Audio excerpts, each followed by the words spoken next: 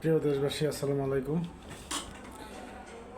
অনেকদিন পর আবার আপনাদের নিকট চলে আসলাম। মূলত আমি অসুস্থ হয়ে হসপিটালে ছিলাম, যার দরুন অনেকদিন গ্যাপ হয়ে গেলে আসতে পারি নাই। এর মাঝে সরকারের অনেকগুলো ঘটনা আলোচনার বিষয় চলে গেছে, যে আমি আসতে পারি নাই। যাই হোক, আজকে সরকারের 43 দিন অতিবাহিত হচ্ছে। বলা যায় সরকারের মোটামুটি অনেক দিন চলে গেছে। সরকার দৃশ্যমান কিছু কাজ করছে, আরও কিছু দৃশ্যমান করতে যাচ্ছে। তারপরেও আমি বলবো যে বর্তমান সরকারের অন্তর্বর্তীকালীন সরকারের অর্থ ডিপার্টমেন্টটা, অর্থাৎ অর্থ বিভাগটা সবচেয়ে সুরক্ষিত এবং এটা সবচেয়ে ভালো দিক। আর অন্য দিকগুলার সরকার তেমন আশানুরূপ কিছু দেখতে পারছি না। যেমন প্রশাসন নিয়ে যদি আমি বলতে চাই, আমি বলবো বর্তমান সরকারের প্রশাসনটা দুধে মুতে এক হয়ে গেছে। দুধে মুতে এক হয়েছে। মুত মুত বলতে আসলে এটা গ্রামীণ ভাষা, এই গোমূত্র। তাহলে গরুর দুধের সাথে গোমূত্র এক করে ফেলেছে, তো প্রশাসন এই অবস্থায় আছে। তো গোমূত্রে আর দুধে যেটা আসলে সেটা গ্রহণযোগ্য না, সেটা উপাদেয় না, খাদ্যদ্রব্য না। ঠিক আমার কাছে মনে হচ্ছে প্রশাসনটা বর্তমান সরকারের একই অবস্থায় আছে। সেখানে দুধে আর মুতে একাকার হয়ে এই দেশটা পরিচালনা করতেছে, যার কারণে নিরবিচ্ছিন্ন একটা না একটা সমস্যা লেগেই আছে। আমাদের একজন সম্মানিত জনপ্রশাসন সচিব, সম্ভবত উনি বলেছিলেন একটা কথা, যে 10 কর্মদিবসের ভিতরে সরকারি সকল চাকরিজীবীদের তাদের সম্পদের হিসাব বিবরণী জমা নেবেন, তাদের এবং তাদের পরিবারের সম্পদের হিসাব বিবরণী জমা নেবেন। তো সম্ভবত 10 কার্য দিবস অতিবাহিত হয়ে চলে গেছে। উনি কতটুকু পারছে আমি জানি না, তবে আমি এই ব্যাপারে চ্যালেঞ্জ করতে পারি। এইরকম আহম্মকের মতো কথা বলে দুর্নীতি তো কমানো সম্ভবই না। মূলত আমি মনে করি আরও দুর্নীতিকে মোটিভেশন দেওয়া। এই অবস্থায় একটা সরকারের সমস্ত সরকারি চাকরিজীবীদের একত্রে 10 কার্য দিবসের ভিতরে যদি উনি সম্পদের হিসাব চায়, তাহলে কি দেশ পরিচালনা সম্ভব? বাংলাদেশের 99% লোক করাপ্টেড।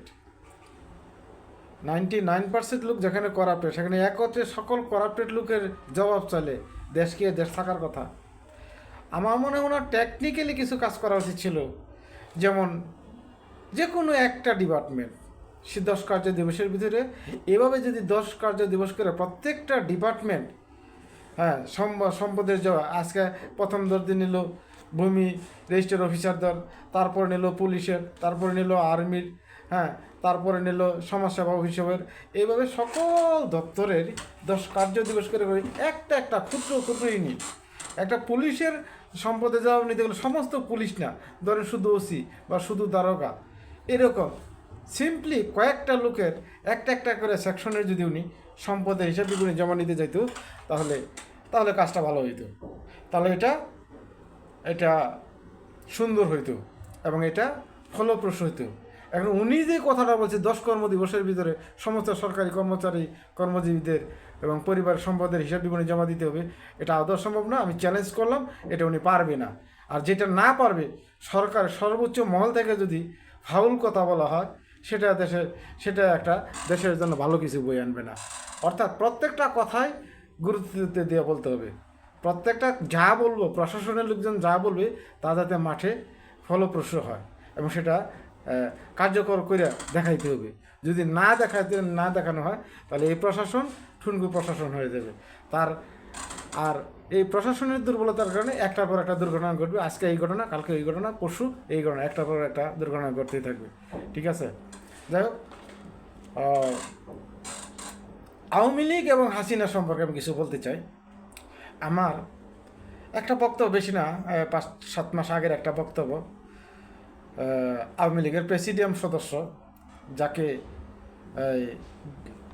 যাকে মনে করেন সবচেয়ে শিক্ষিত মনে হয়, ভদ্র মনে হয়, সবচেয়ে মানে শান্ত প্রকৃতির একটা লোক, জ্ঞানী গুণী ব্যক্তি, তিনি বলেছিলেন বাংলাদেশের 18 কোটি 20 কোটি লোকরে শেখ হাসিনা 3 বেলা খাবার দেয়। এই 3 বেলা কিভাবে তিনি খাবারের ব্যবস্থা করে দেয়, এটা তার বুধগম, এটা তার ব্রেনে কাজ করে না, এটা পৃথিবীর কারো পক্ষে সম্ভব না এতটি মানুষের 3 বেলা খাবার দেওয়া। কিন্তু আমাদের জননেত্রী শেখ হাসিনা এই 3 বেলা মানুষের খাওয়ায় পাল্টাছে। হ্যাঁ, তাহলে এটা কেবল শেখ হাসিনার পক্ষে সম্ভব, পৃথিবীর আর কারো পক্ষে সম্ভব না।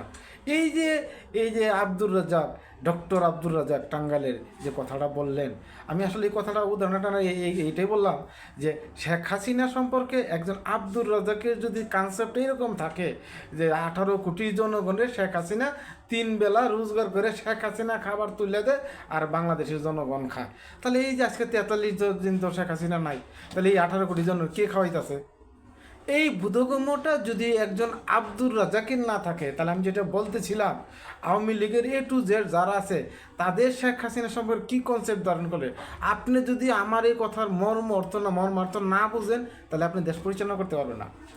আপনার পক্ষে দেশ পরিচালনা করা সম্ভব না, কারণ প্রত্যেকটা আওয়ামী লীগের চিন্তা চেতনা কী পরিমাণ, কী থিং, যে শেখ হাসিনাই মানুষের জীবিত করে খাবার দেওয়া রাখে, সে পালে, সে অন্নদান করে, সব কিছু সেই অধিকারী। তাহলে সেই আব্দুর রাজ্জাক যদি এরকম কনসেপ্টের অধিকারী হয়ে থাকে, তাহলে অন্য আওয়ামী লীগরা কীভাবে আওয়ামী লীগ মানে শেখ হাসিনা, শেখ হাসিনা মানে আওয়ামী লীগ, এটা যদি আপনি বিচার বিশ্লেষণ করতে ভুল করেন, তাহলে আপনার পক্ষে দেশ পরিচালনা করা সম্ভব না। আমি উদাহরণটা খুব সংক্ষেপে বলে দিলাম, এটা একটু জাজ করেন, বিবেচনা করেন, প্রশাসনে কেন ঝামেলা হচ্ছে না, কী কারণে ঝামেলা হচ্ছে, তাদের চিন্তা চেতনা কী, কারা ঝামেলা করতেছে, কোথায় কী কারণে ঝামেলা হচ্ছে, এটা গবেষণা করেন। যদি না পারেন গবেষণা করতে, তাহলে নির্বাচন দিয়া নির্বাচিত সরকারের কাছে দেশ ছেড়ে দেন। ধন্যবাদ সবাইকে। আসসালামু আলাইকুম রহমতুল্লাহ বরকাতুহু।